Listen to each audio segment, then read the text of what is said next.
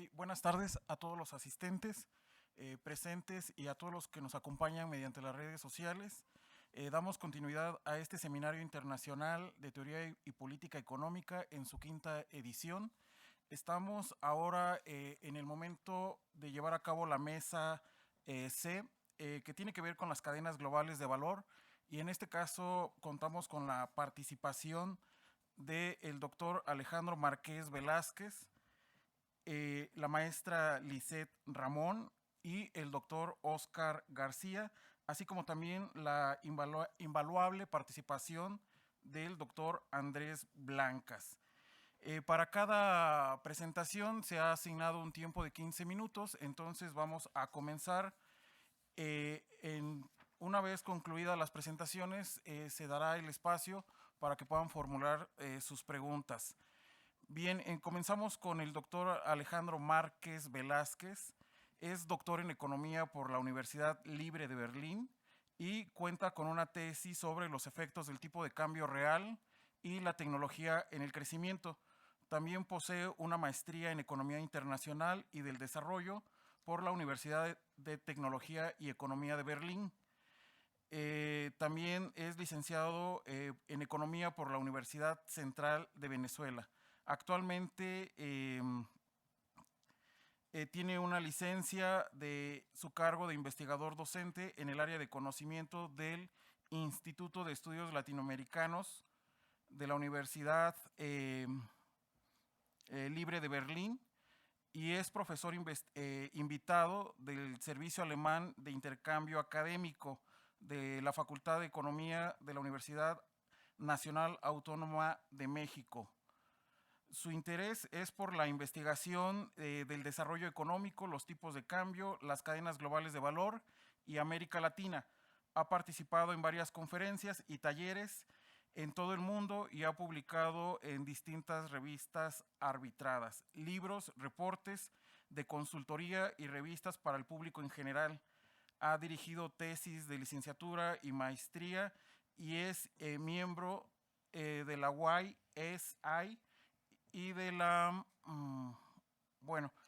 su tema es el The Grow and Exchange Rate, the role, the global value chains. Perdón, el crecimiento y el intercambio, la tasa de crecimiento y el papel de...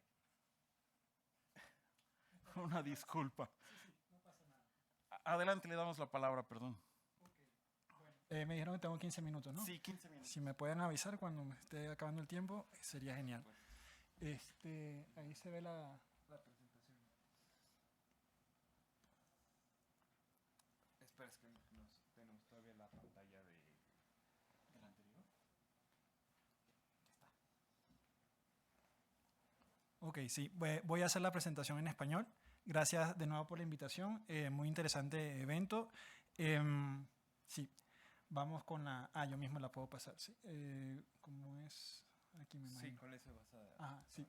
Bueno, entonces hablemos un poco... esto es un proyecto de investigación que estoy tratando de sacar el primer working paper de él y todavía no está listo, ¿no? Entonces me da mucha alegría poder compartirlo con ustedes y se ajusta bien a la temática del seminario de tratar de demostrar las aportaciones de teorías no convencionales, ¿no?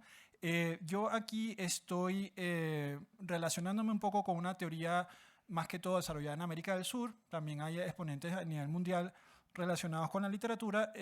Cuando se habla de profesores o de personas que han desarrollado esta teoría entre la relación entre el crecimiento y el tipo de cambio real, en Brasil se habla mucho del nuevo desenvolvimentismo o el nuevo desarrollismo, más que todo ligado a trabajos del profesor Bresser Pereira. También aquí cito aquí a Oreiro, o José Oreiro. Y en Argentina también hay bastantes escritores que se dedican al tema. No le dan un nombre tan sexy a su literatura, hablan más de un tipo de cambio estable y competitivo, más que todo ligado a los trabajos de Frenkel y Rapetti. Aquí cito una revisión de la literatura de Rapetti. Y podría decirse que toda esta literatura se genera un poco en base a un paper seminal de Rodrik en el 2008, en donde él va más allá de esta típica relación que se introdujo en la literatura del desarrollo de por qué los países ricos en recursos naturales del sur global tienden a crecer más lento. Uno de los mecanismos de transmisión comunes que se habla es de la enfermedad holandesa, que básicamente te dice que, bueno, no, los países se especializan más que todo en petróleo o en otros productos naturales, que esto hace que el tipo de cambio no sea competitivo y no se pueda expandir el sector industrial. Rodrick dice, bueno, pero ¿qué pasa cuando ocurre lo contrario? También tener un tipo de cambio competitivo, entonces debería más bien impulsar el sector manufacturero. Bueno, y en base a esa contribución del 2008 ha surgido esta literatura con un énfasis en estos países latinoamericanos o de América del Sur. Hasta los momentos, esta literatura ha obviado un poco la existencia de cadenas globales de valor, es decir, el hecho de que las industrias están interconectadas, más que todo a partir de los años 80, mediados de los 80, y diferentes fases de la producción se distribuyen entre diferentes empresas y en diferentes países. En estas cadenas globales de valor, generalmente hay dos maneras de integrarse a ellas. Una sería una integración hacia atrás, que es la que me estoy interesando yo en este proyecto, y me parece la más relevante, que tiene que ver con el hecho de que bueno, tenemos una industria que exporta mucho, pero un alto componente de esas exportaciones son insumos importados, ¿no? Tenemos el caso, por ejemplo, más cercano a Alemania, donde empecé esta investigación, de la República de Eslovaquia, que si uno ve las exportaciones brutas de este país, es un país que exporta muchos coches.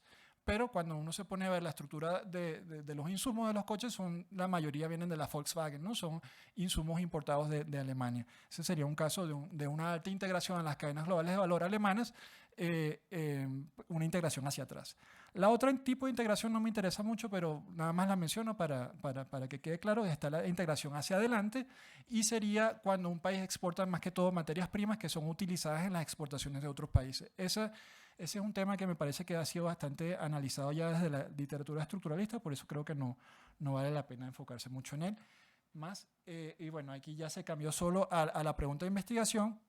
Entonces, a mí me interesa saber cómo afecta una participación hacia atrás en países del sur global este nexo que se resalta en la literatura nuevo desarrollista entre el crecimiento y un tipo de cambio real competitivo.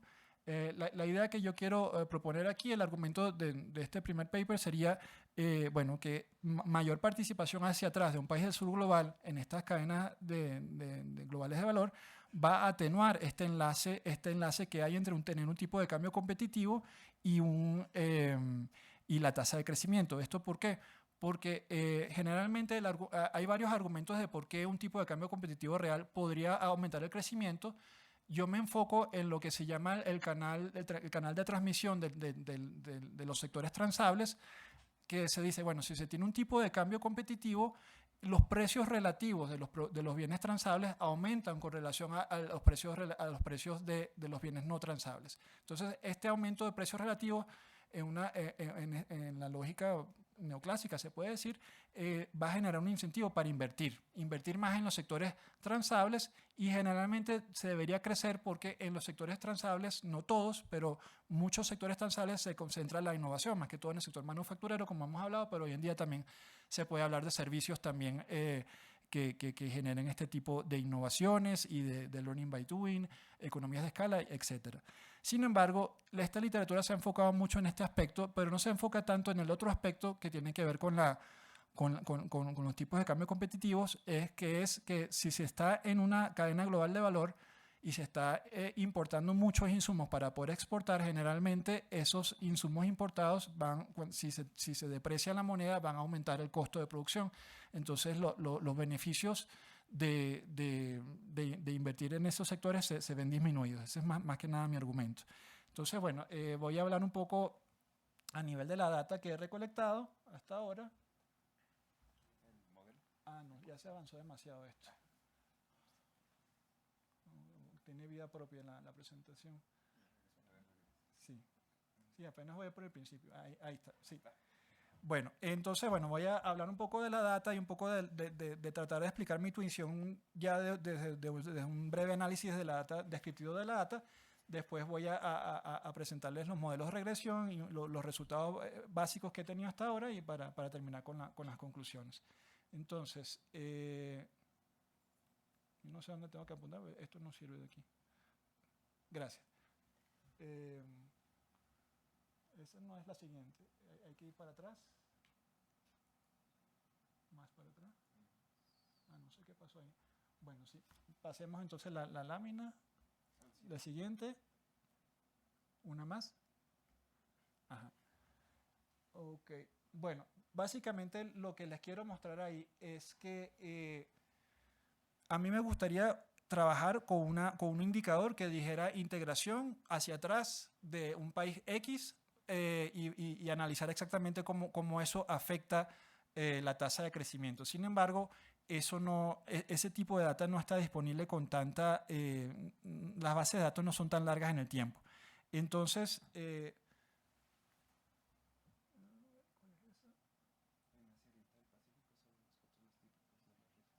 una más para atrás, por favor. Eso.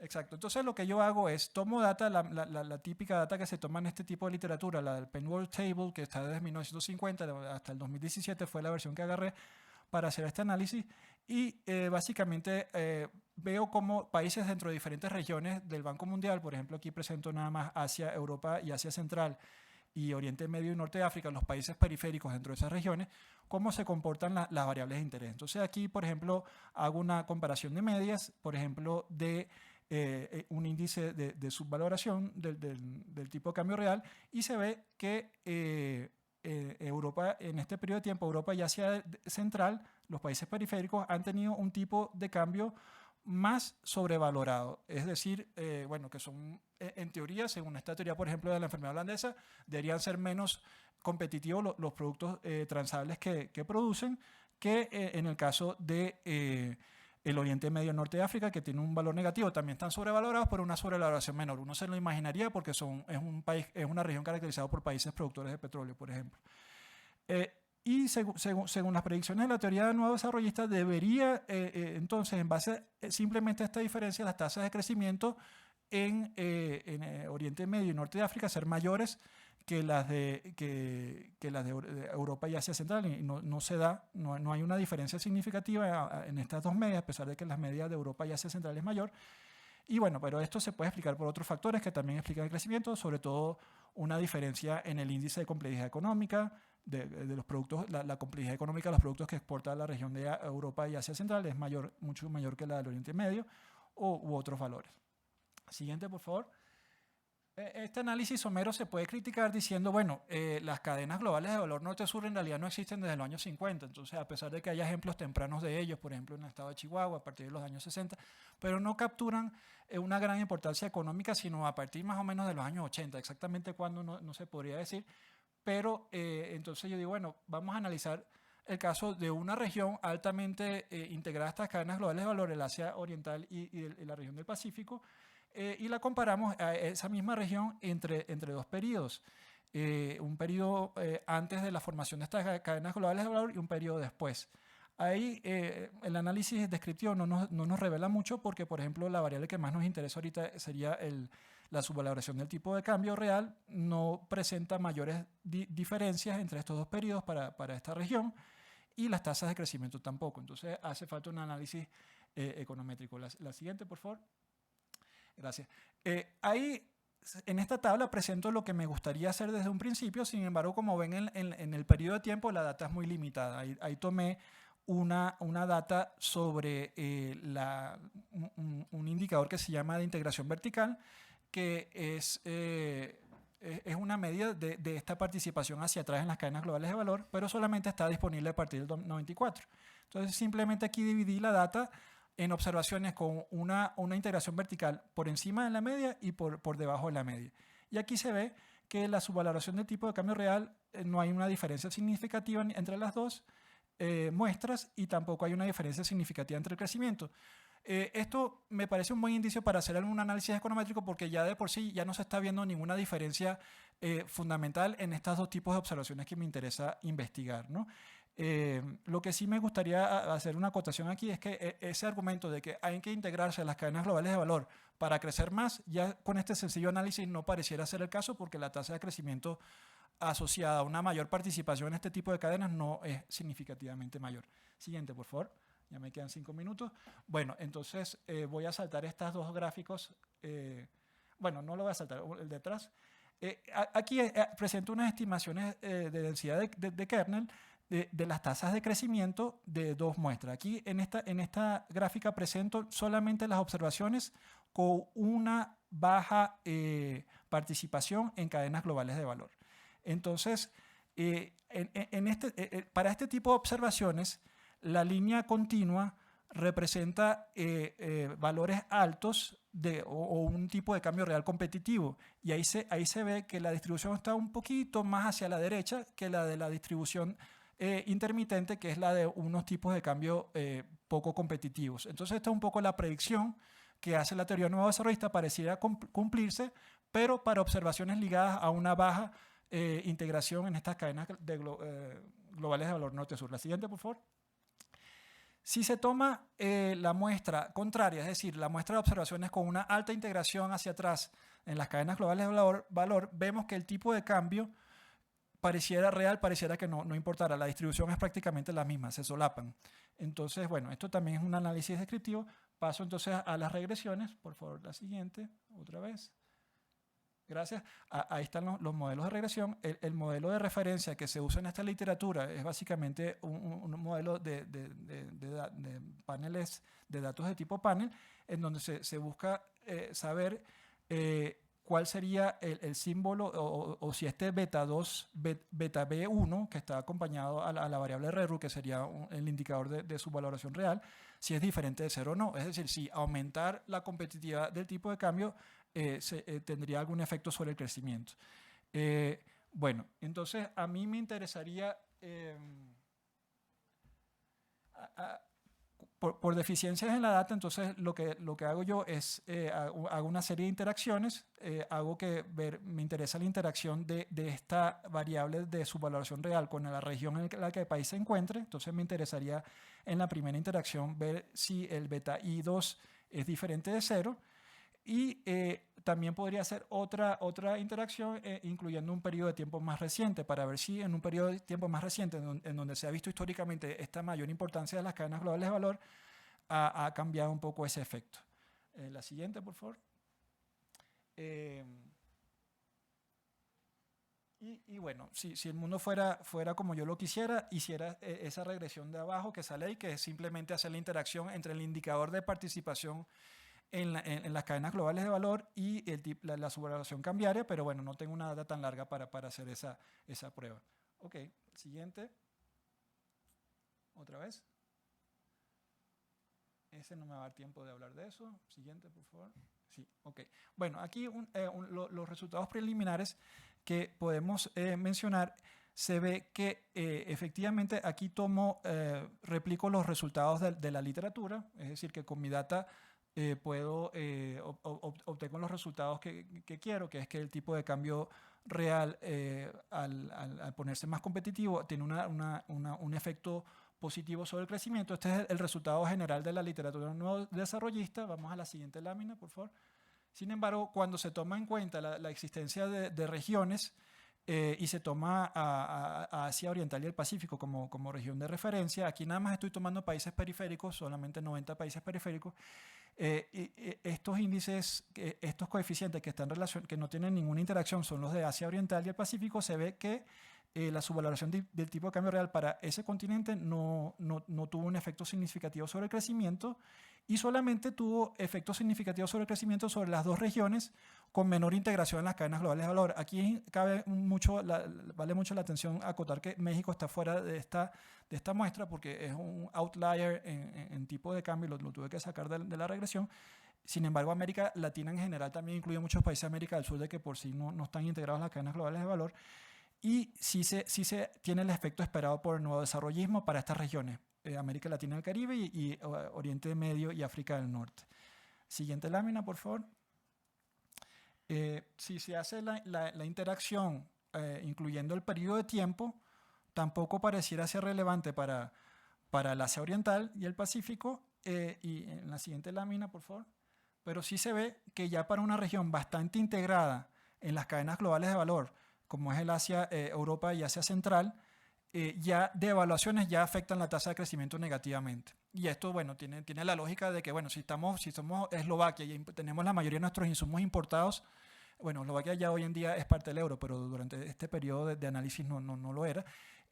Bueno, que haya una devaluación del tipo de cambio real me va a afectar negativamente. Los costos van a ser mayores a los beneficios de esta medida. Y para las demás regiones no pareciera que este test de Chao para los periodos más recientes no fueran relevantes. Bueno, entonces ya voy a terminar para no consumir más tiempo. Básicamente, esta idea de que si un país del sur global está más integrado a las cadenas globales de valor, este nexo entre el tipo de cambio real y crecimiento se ve atenuado, lo veo, consigo alguna evidencia preliminar para soportar esta hipótesis. Y no es que critique de plano esta teoría nueva desarrollista, sino que veo que se puede acotar esta teoría a países de regiones que no estén tan integradas en estas cadenas globales de valor. Bueno, hasta aquí la presentación. Muchas gracias.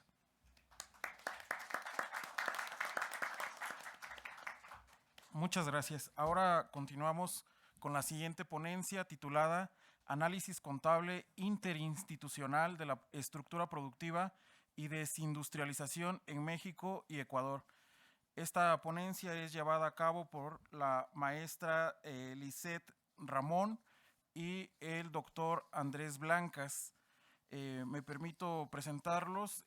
Lisette Ramón es maestra en Economía por el Colegio de Postgraduados México, experta universitaria en indicadores y estadísticas educativas por la Universidad Nacional de Educación a Distancia, España, analista de estadísticas y docente en la Universidad Técnica Particular de Loja y Universidad Nacional de Loja, Ecuador.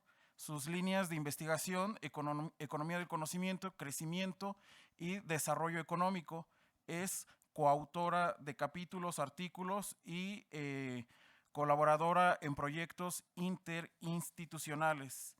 En el caso del doctor Andrés Blancas, bueno, solo resalto que es investigador titular del Instituto de Investigaciones Económicas de la UNAM, es profesor asesor del posgrado en Economía de la UNAM en el campo de investigación de teoría y método. Es integrante del Sistema Nacional de Investigadores Nivel 1 y es profesor de Teoría Económica de la Facultad de Economía, UNAM, y sus temas de investigación, política industrial, financiamiento del desarrollo y modelos de equilibrio general aplicado. Les cedemos la palabra. Gracias.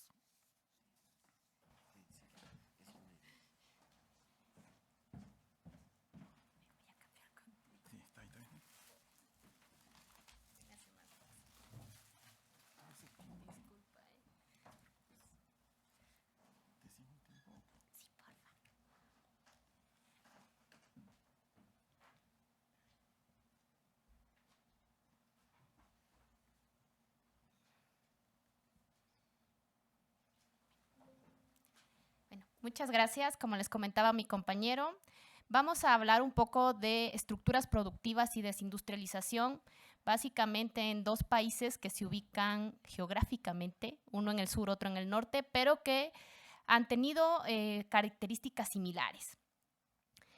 ¿Qué es lo que hemos visto como antecedentes? Es que en realidad los países de América Latina no han logrado superar las tasas de crecimiento que se venían viendo hasta antes de 1980, cuando se empezó a aplicar esta estrategia del modelo de sustitución de importaciones. En esa época, cuando se aplicó en Ecuador, este modelo dio lugar a empresas públicas que estaban basadas en recursos no renovables y que hasta la actualidad siguen siendo parte del Estado, y nuestro vínculo con las cadenas globales ha sido el rol de exportador de insumos, sobre todo en la parte petrolera. En el caso de México, se generó una concentración de empresas multinacionales, sobre todo en industrias tecnológicamente más sofisticadas, pero que en ambos países, dado el corte que se dio en esos momentos, no han logrado tener un crecimiento del sector industrial. Y esto ha generado que el sector de servicios y las actividades informales dominen la estructura económica en ambos países.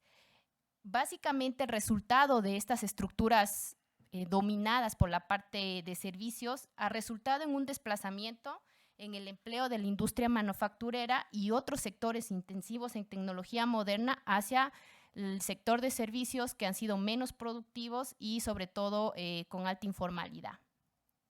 ¿Cuál es nuestro objetivo? Es analizar comparativamente la estructura productiva tanto de México como de Ecuador a través de un análisis contable interinstitucional, el cual parte de la construcción de matrices de contabilidad social de 2013 en el caso de México y que fue desarrollado en su momento por el doctor Blancas y el doctor Alipat, y en Ecuador desde el 2014, que son matrices que publica el Banco Central del Ecuador y que para propósitos de este documento tuvieron que ser adaptadas.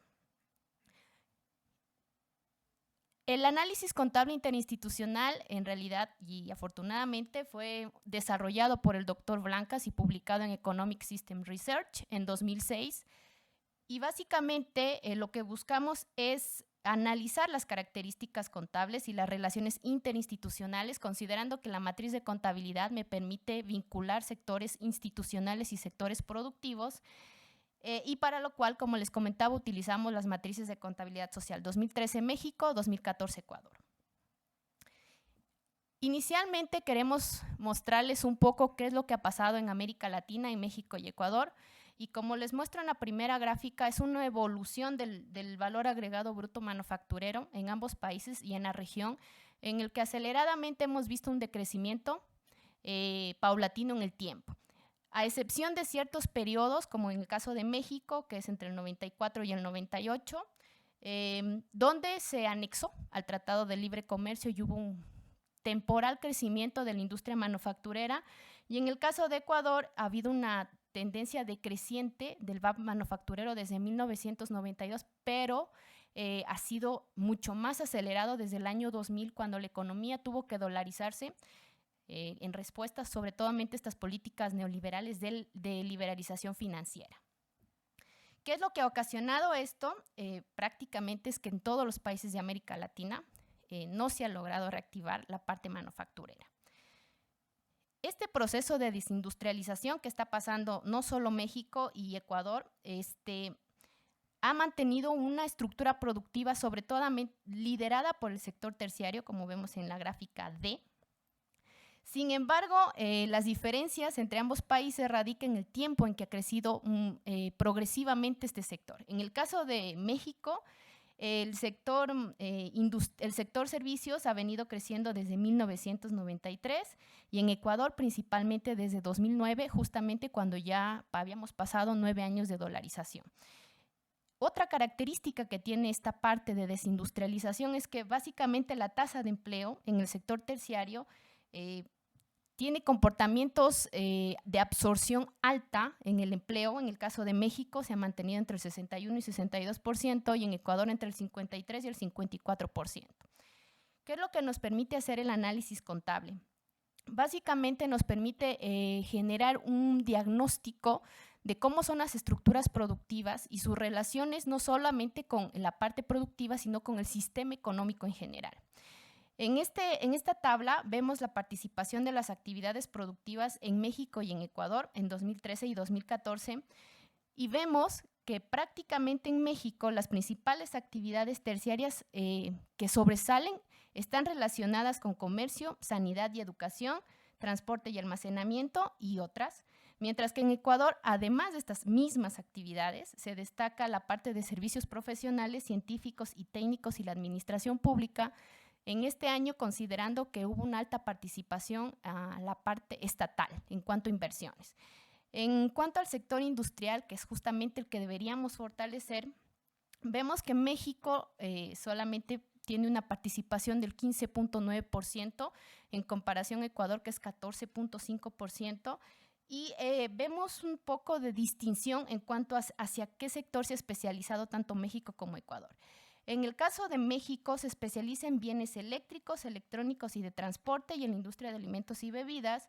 Y para Ecuador es en la industria de alimentos y bebidas, que está altamente representativa en cuanto a PIB y secundada por otro tipo de industrias que tienen menor productividad, como tabaco, prendas de vestir y productos de madera y muebles. Como les comentaba al inicio, una característica que tiene la economía ecuatoriana es que se ha especializado principalmente en el sector primario, considerando que después del sector terciario aporta el 12.1% del VAP, mientras que México representa esta misma actividad solamente la mitad, el 10.2%. ¿Cuál es otra característica? Y un poco aquí coincidimos con Alejandro, es la importancia que tiene la parte de importaciones. ¿Por qué es que no crece el sector industrial? En realidad tiene mucho que ver con esa fuga del excedente que se está ocasionando por las altas importaciones de insumos para el proceso productivo. Y eso lo estamos viendo justamente en el caso mexicano, donde el 66.4% de las importaciones de bienes intermedios se están dedicando a la fabricación de bienes eléctricos, electrónicos y transporte. Y en el caso de Ecuador, estos productos se están dirigiendo principalmente a la industria de transporte y almacenamiento del sector servicios como la segunda actividad. Un detonante importante que a la vez puede ser como la causa y la consecuencia de este tipo de estructuras es la inversión, y que justamente ahí tiene mucho que ver la parte de matriz de contabilidad social, considerando que me permite analizar estos agentes institucionales de inversión. Y es que la parte de inversión en México está aparentemente concentrada en el sector secundario con el 79.8%, que cualquiera diría está genial, o sea, es magnífico que haya alta inversión en un sector, pero ¿qué pasa? No crece ese sector y tiene altas importaciones. Y es que básicamente estas inversiones se están concentrando principalmente en el sector de la construcción.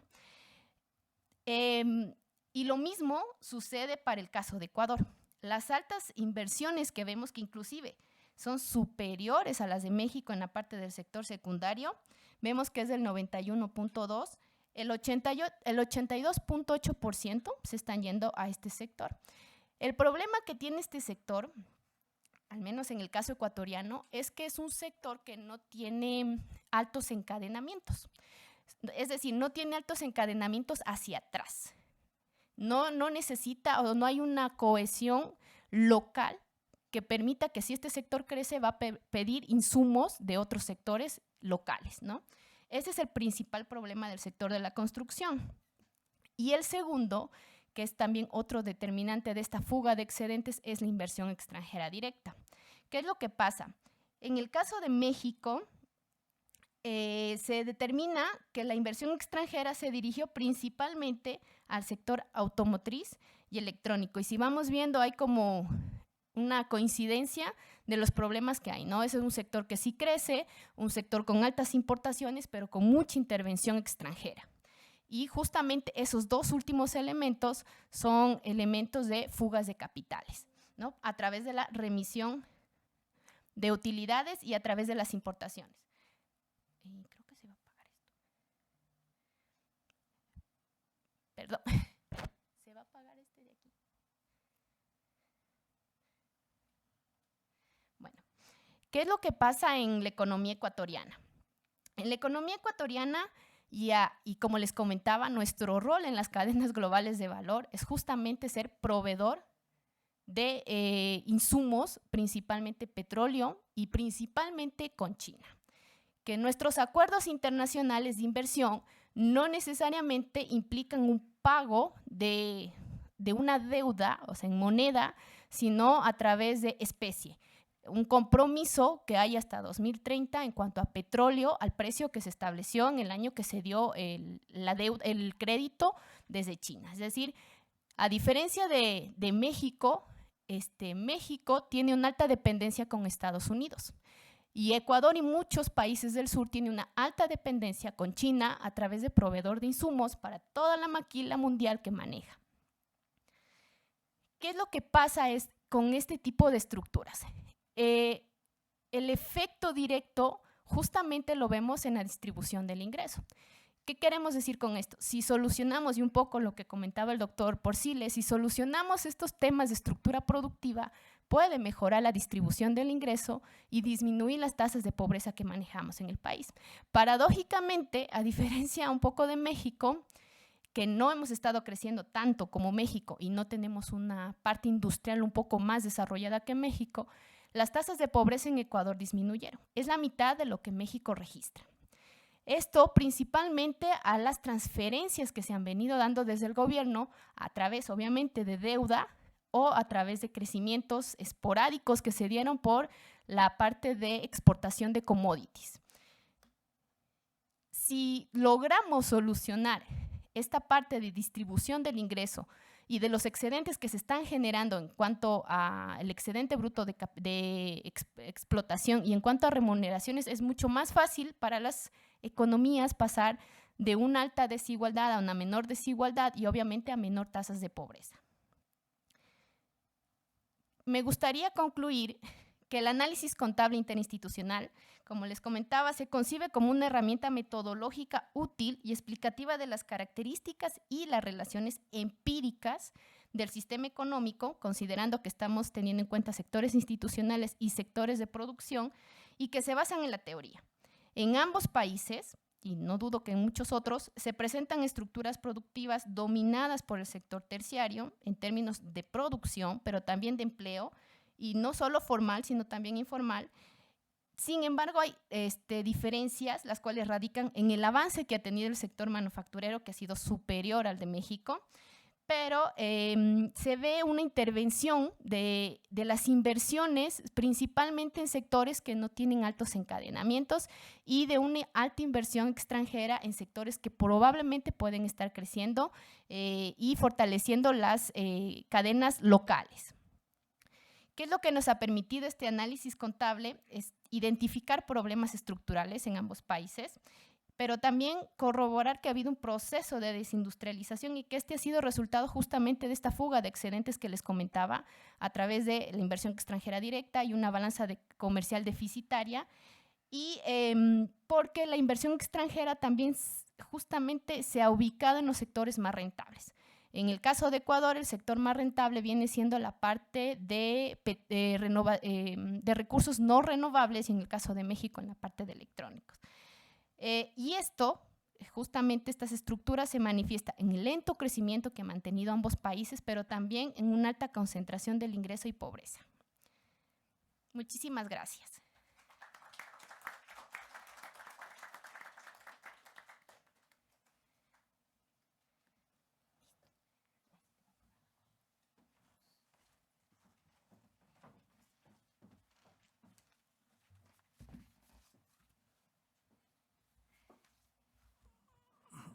Bien, la siguiente ponencia se titula Comparativo de las cadenas de valor del sector de la electrónica de México y China con Estados Unidos.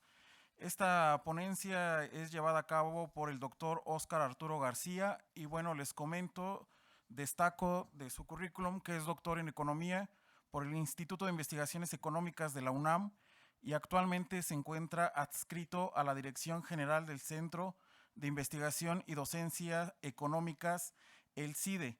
Asimismo, ha llevado o ha impartido cursos de teoría microeconómica en la Facultad de Economía desde 2018. Es miembro de YSI en las áreas de Latinoamérica y Desarrollo Económico. Ha participado en la red de investigación y docencia en innovación tecnológica. Fue alumno de la Escuela Latinoamericana de Estudios del Desarrollo de la CEPAL en 2018. Ha participado en seminarios internacionales como la Tercera Conferencia de Economía Heterodoxa, organizada en 2022 por el Grupo de Socioeconomía, Instituciones y Desarrollo de la Universidad Nacional de Colombia, y en la Preconferencia Julio de Oliveira en la Universidad de Buenos Aires en 2019.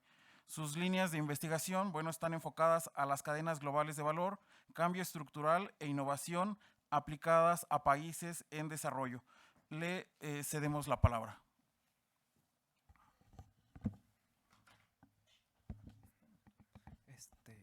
está la ponencia?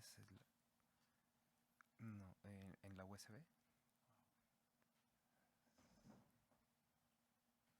Está. Muchas gracias, Héctor.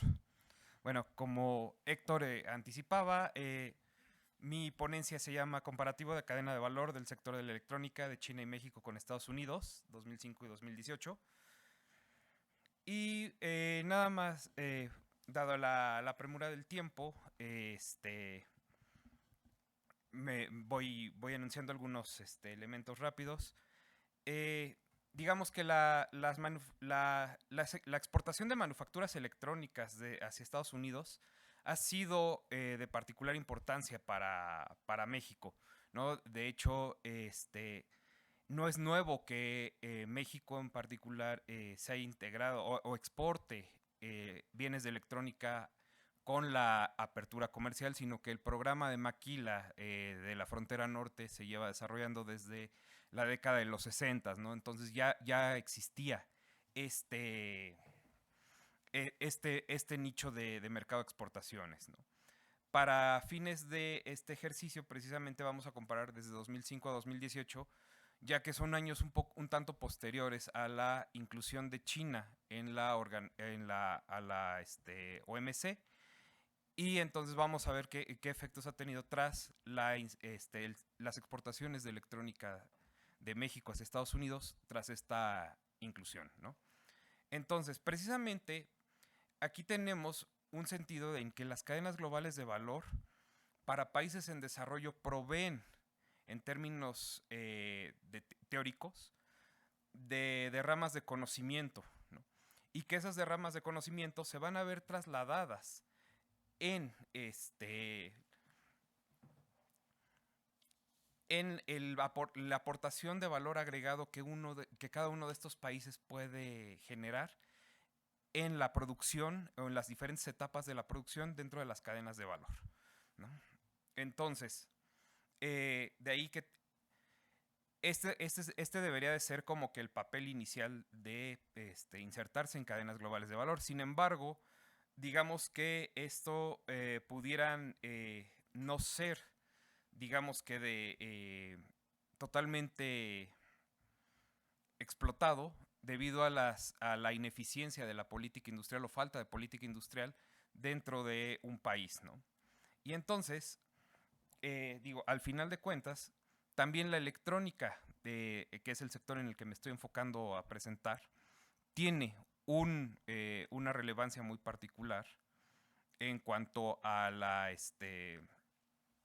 al sector manufactura, a la industria que yo represento ahorita, por el hecho de que es una industria de media alta y alta tecnología, ¿no?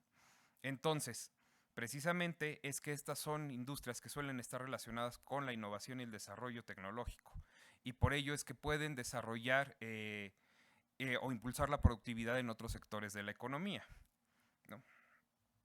Entonces, como mencioné en la introducción, las exportaciones de electrónica por parte de México han estado íntimamente ligadas al mercado estadounidense, ¿no? Y bueno, también digamos que a partir de este desarrollo de un sector de manufacturas de exportación mexicano, entonces ha desarrollado una mano de obra con bastante nivel de calificación y con un nivel y con un ambiente propicio para inversión extranjera directa, ¿no? Esto, sinceramente, ha propiciado o ha impulsado este crecimiento de la industria de la electrónica en el país. Asimismo, vemos que gran parte de la producción de la electrónica en México, como lo estaré mostrando en la siguiente gráfica, se enfoca en la exportación. Y esta exportación además es de maquila, ¿no?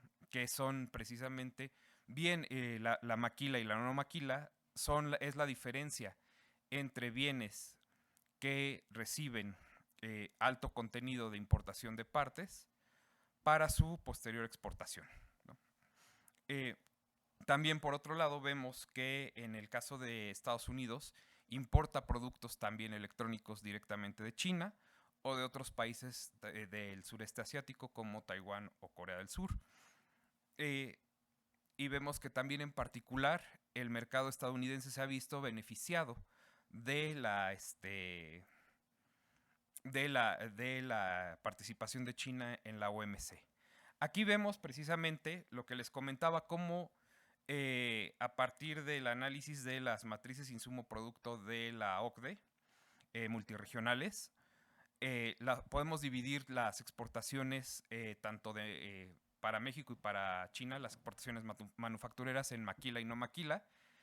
Y lo que yo les muestro para 2 años en particular, 2005 y 2018, es cómo la mayor parte de estas exportaciones de ambos países hacia Estados Unidos son maquila, ¿no? A diferencia, vemos que, bueno, en México se mantiene una proporción 90-10%, pero en China las exportaciones electrónicas de no maquila hacia Estados Unidos han tenido una mayor participación hacia 2018, es decir, representan alrededor del 15%, lo cual quiere decir que hay mayor inserción de marcas chinas en el mercado americano, ¿no?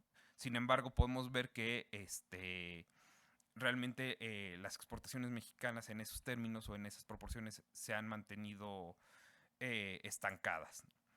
Entonces, el documento que yo les estoy presentando el día de hoy nada más se va a enfocar en analizar la parte de la barra azul, es decir, las exportaciones de maquila. Ya siguiendo hacia la base de datos de las matrices multirregionales de la OCDE, vienen concentrados óptica y electrónica, y vemos que para el caso chino, en conjunto de ambos sectores, han crecido su participación en alrededor del 5%, y vemos también un decrecimiento del caso en términos de participaciones, más no de valor absoluto en miles de millones de dólares, de las exportaciones de electrónica y óptica de México hacia Estados Unidos. Esto en parte se debe a una mayor participación de las exportaciones del sector automotriz. Héctor, la siguiente, por favor. Entonces, como yo les mencionaba, voy a en este documento, yo lo que hago es a partir de la base de matrices de insumo producto multirregionales de la OCDE y tomando en consideración la metodología de descomposición de las exportaciones de valor agregado de Wang Wei y Su, hago un modelo de la descomposición para un modelo de 3 países. El país S, que es el país exportador, el país R, donde es el principal socio comercial importador, y el país T, que es el resto del mundo, ¿no? Hago 2 ejercicios, uno aplicado con México como país S, Estados Unidos país R y T, resto del mundo, China país S, Estados Unidos país R y T, resto del mundo, ¿no? Para no perder tanto tiempo, la metodología de Wang Wei y Su obedece a se basa en la descomposición de las matrices insumo-producto de Leontief, es decir, basada en encadenamientos hacia atrás, y al final, en lo que reinicia la computadora.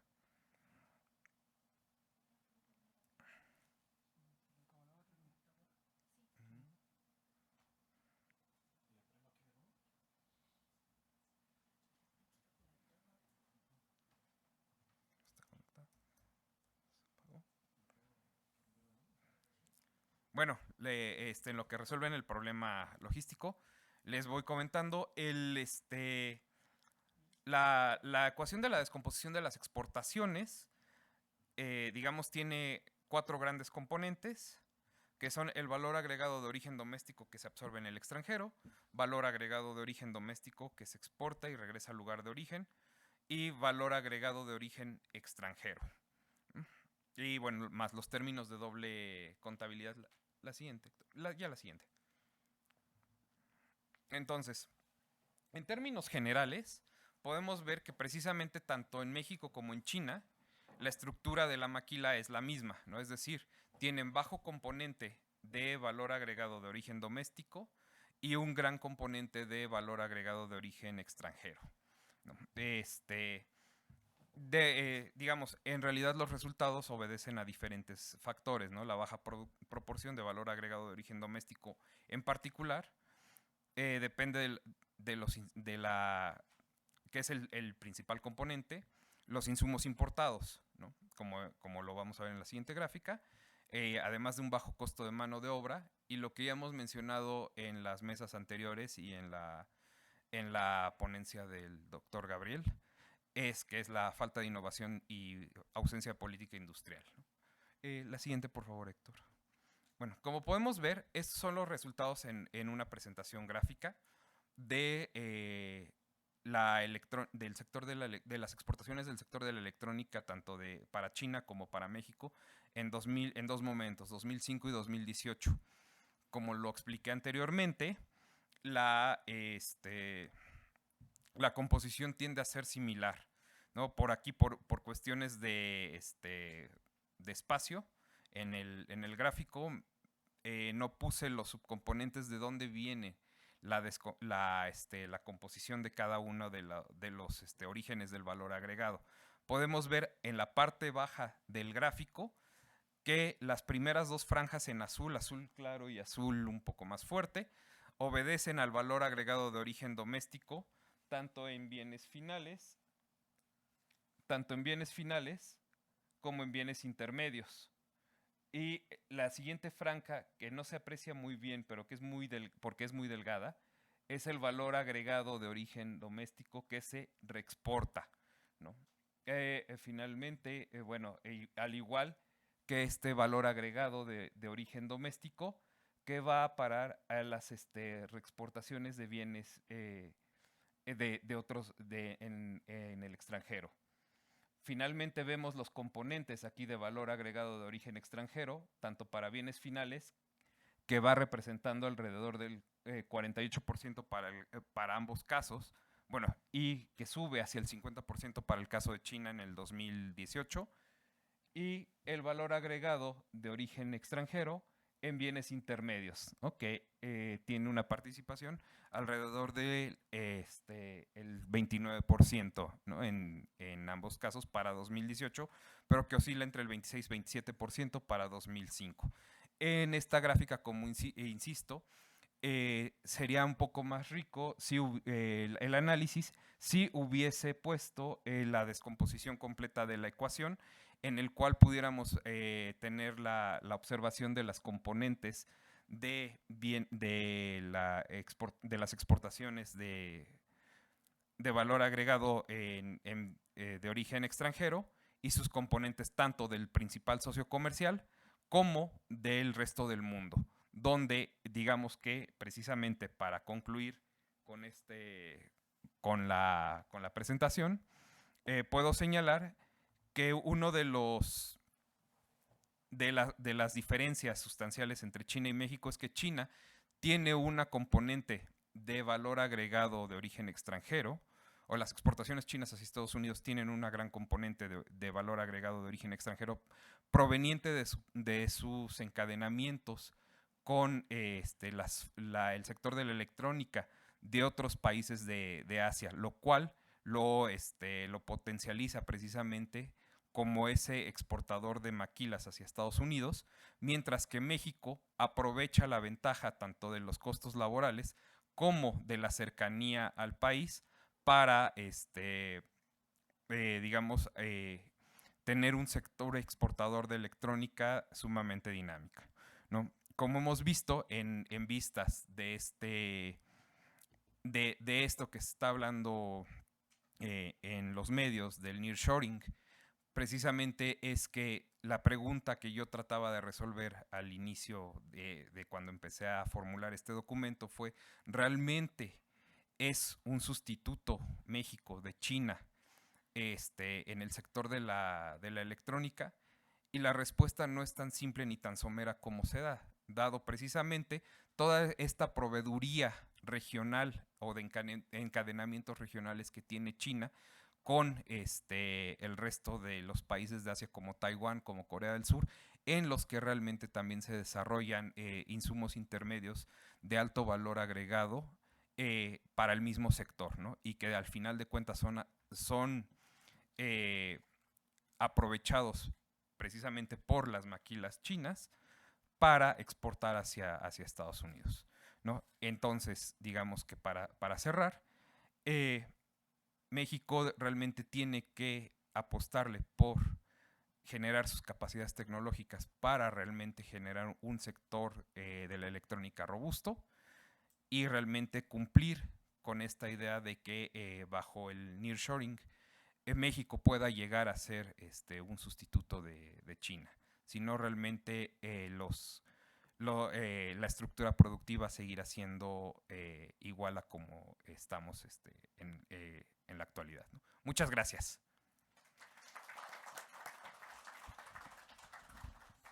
Bien, estamos por concluir esta mesa, pero sin antes darle el agradecimiento especial al doctor Alejandro Márquez por su presentación y en el caso particular de Lisette, Ramón, Óscar y Andrés Blancas, además de formar parte del comité organizador, bueno, ellos son parte de este comité que ha hecho posible este evento y bueno, también nos han presentado brevemente sus trabajos. Ahora es tiempo de que ustedes puedan realizar las preguntas o reflexiones. Cedemos los micrófonos.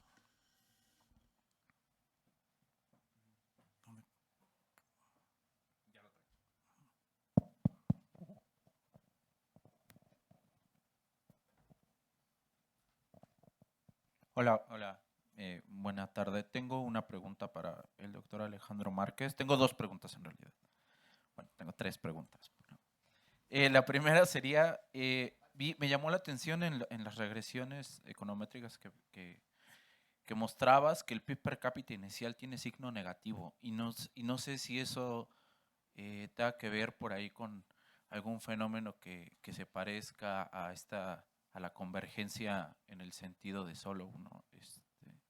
Pero bueno, me llamó porque creo que en todas las regresiones tiene signo negativo el PIB per cápita inicial de los países.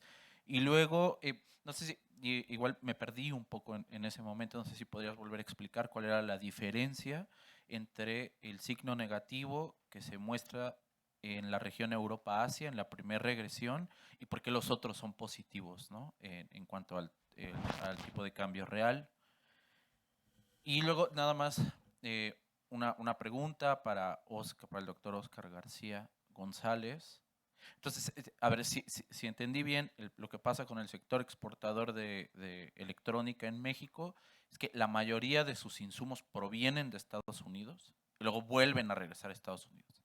Y esa podría ser la diferencia específica con China, ¿no? Porque en China los insumos intermedios no provienen en su mayoría de Estados Unidos, sino de la región, ¿no?, asiática, y luego regresan a Estados Unidos, lo cual, bueno, que si entiendo podría ser, no sé si entendí bien, pero esa es posiblemente la mayor diferencia, ¿no?, entre las dos estructuras. Esos serán los dos comentarios. Gracias.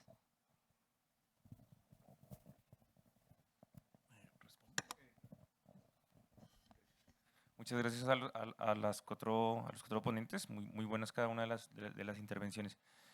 La pregunta va más en términos generales, digamos como retomando esta idea del Big Push construido desde la CEPAL, ¿no? Esta idea de un gran empujón hacia el tema de la industrialización, bueno, más allá de cada una de las restricciones que puedan existir en específico.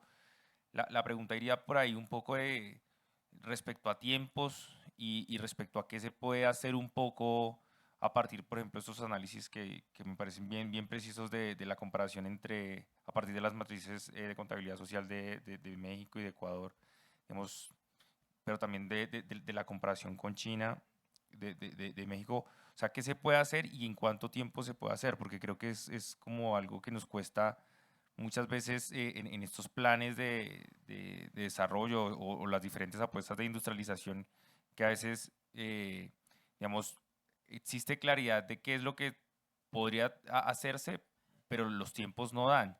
Entonces, dependiendo del periodo político de cada país, cada 4 años o cada 6 años se hace un nuevo plan de industrialización o reindustrialización y, pues, digamos, no se logra. No sé si tal vez podrían darnos luces sobre eso. Muchas gracias.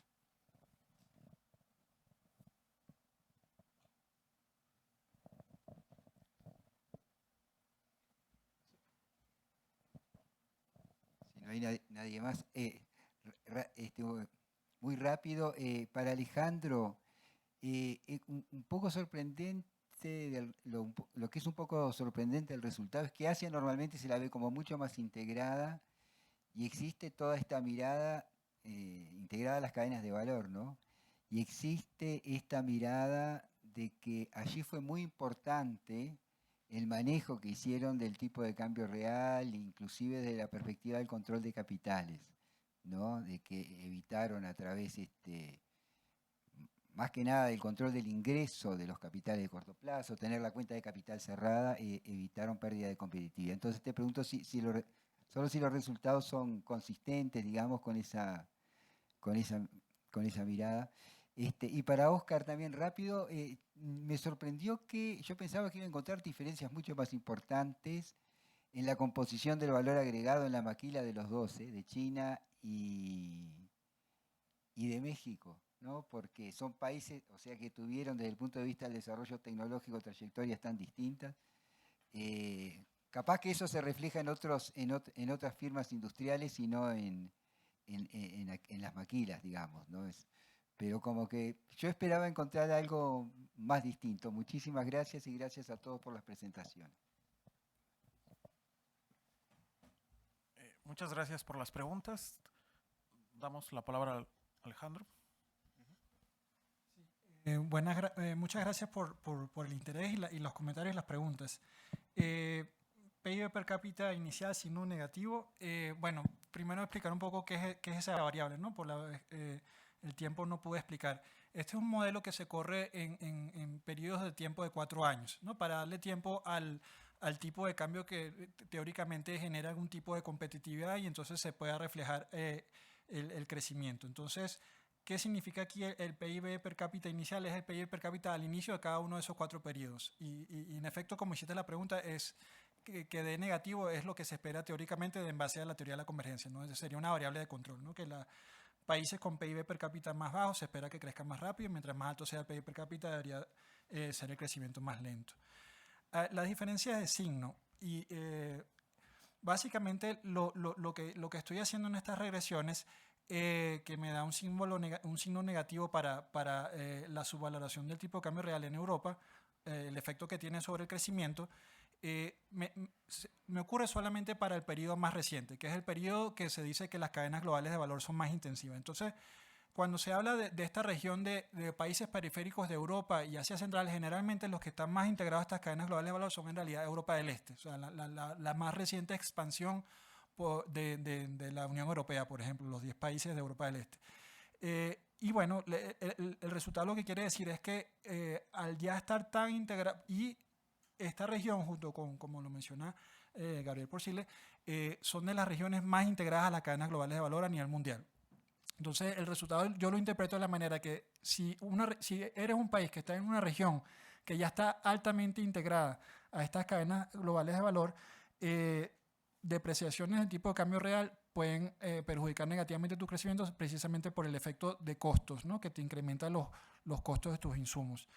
Esto no se da en las demás regiones que pongo en la lámina, en América Latina, en el Caribe y en África subsahariana y también en el norte de África y en Medio Oriente, precisamente porque no están tan integradas a las cadenas globales de valor. Entonces ahí sí se da el mecanismo, todos los mecanismos de transmisión que podrían generar crecimiento según la teoría nuevo desarrollista.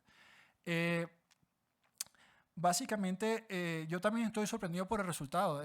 Yo vengo de estudiar esto anteriormente, pero bueno, para hacer un control de que estoy manejando la data correcta, por eso presenté la data con los resultados que obtienen normalmente los nuevos desarrollistas. Presenté la regresión a nivel general de 90 países y sí me da un símbolo positivo, pero simplemente creando una nueva variable que es la región a la cual el país pertenece, me da diferentes símbolos, ¿no? Y lo importante ahí de ver es que, bueno, ya lo decía Alice Amsden, ¿no? Uno puede tratar de competir bajando sueldos para ser más competitivo, más productivo o innovando, ¿no? Entonces, un poco siempre el debate, y eso está más, a lo mejor más acentuado, a lo mejor aquí en México y también en Argentina, lo he visto, que se critica mucho esta teoría porque implícitamente hay que mantener sueldos bajos, ¿no? Entonces, para tener un tipo de cambio competitivo. Y entonces, básicamente en Asia lo que hemos visto es que los sueldos ya han sido de por sí bajos, porque empiezan de niveles de desarrollo mucho más bajos, por ejemplo, que América Latina, pero se ha apostado más allá de tener esa ventaja de sueldos bajos en innovar más, en cada vez diversificar más las economías y bueno, eso, se cambian las elasticidades, se permite que se crezca más rápido. Bueno, interesante lo del punto de vista del control de capitales. Yo creo que eso sería un factor importante a resaltar de, por ejemplo, por qué Europa y Asia Central sí tuvieron ese símbolo negativo, más no Asia Oriental y el Pacífico. Precisamente esta región de Europa del Este tiene cero control de capitales con respecto a la Unión Europea. A lo mejor es un punto interesante para seguir investigando. Gracias.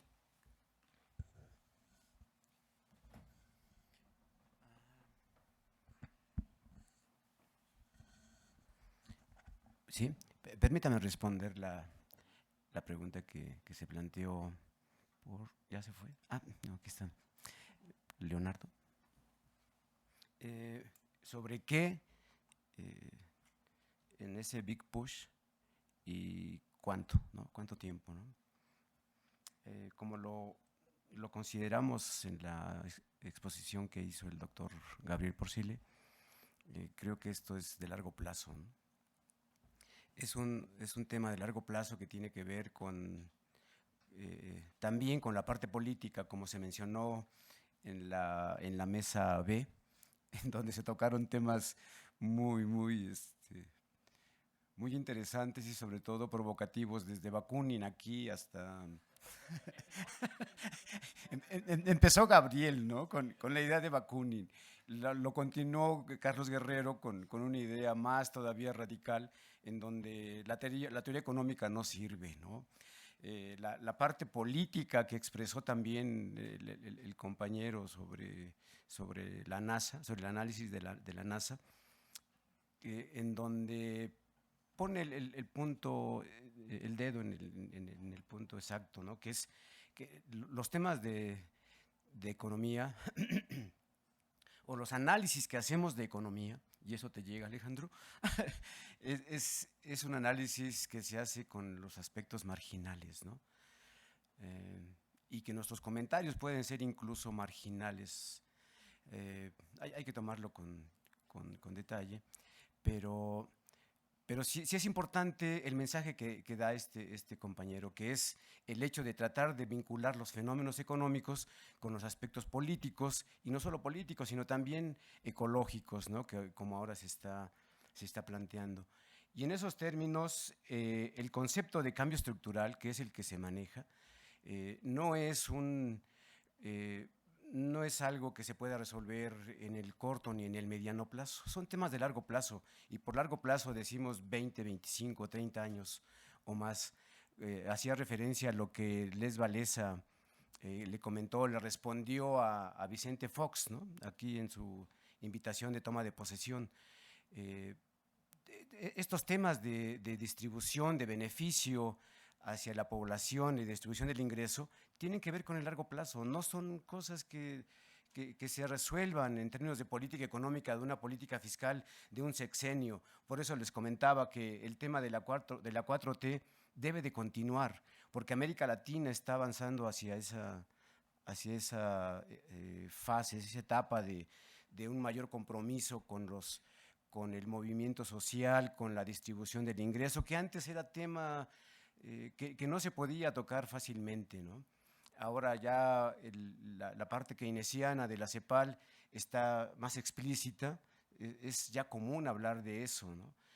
Aunque Carlos diga que hay que pensar ya en otra teoría, que hay que dejar de lado eso, yo creo que seguiremos avanzando sobre esa idea. Mientras no tengamos un paradigma diferente, Carlos, yo creo que allí el tema es lo que les comentaba. Yo creo que no existe todavía un paradigma alternativo que dé respuesta a esta forma de transformación, de ver qué es lo que está ocurriendo con el cambio estructural, ver el qué y el cómo, pero sobre todo el cuándo, ¿no? Porque a lo mejor en 30 años, ya en 50 años, ya no existe el mundo como existe ahora, ¿no? Por lo del cambio climático. Estamos viendo cosas tremendas en esa situación. Y entonces sí se vuelve importante tratar de reflexionar en una idea en donde podamos coincidir o ir hacia esa dirección, tanto en la parte de revolución científica como en la parte de revolución industrial, ¿no? Eso sería mi respuesta. Sí, ya. Bueno, también para cerrar con las preguntas que me han hecho. Yo igual coincido contestándole primero a Leonardo. Como mencionábamos en la ponencia magistral de Gabriel en la mañana, ¿no? Y en la cual el doctor José Romero también intervino en las preguntas y comentarios. Al final de cuentas, no es un big push, no es una industria en el caso de México, es una falta de coordinación entre actores públicos, privados y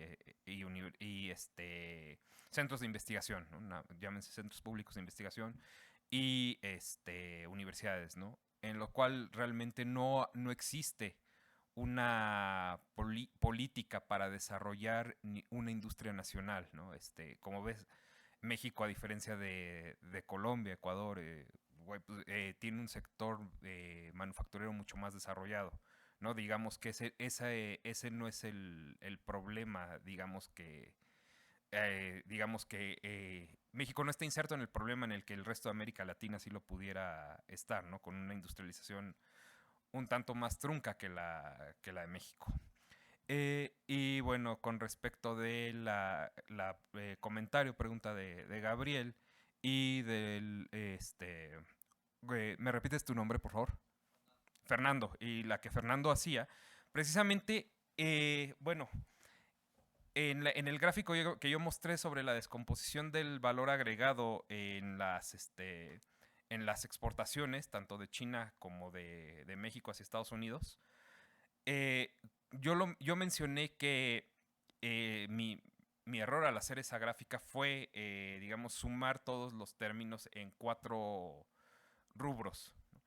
Porque al final de cuentas, digamos, y como lo mencionaba también someramente, les puedo decir en la estructura de las exportaciones de electrónica, el valor agregado de origen extranjero que se incorpora del principal socio comercial, en este caso Estados Unidos, en las exportaciones chinas de electrónica para bienes finales es del 2 al 3%. Casi 3% para 2005 y baja al 2.2% en 2018.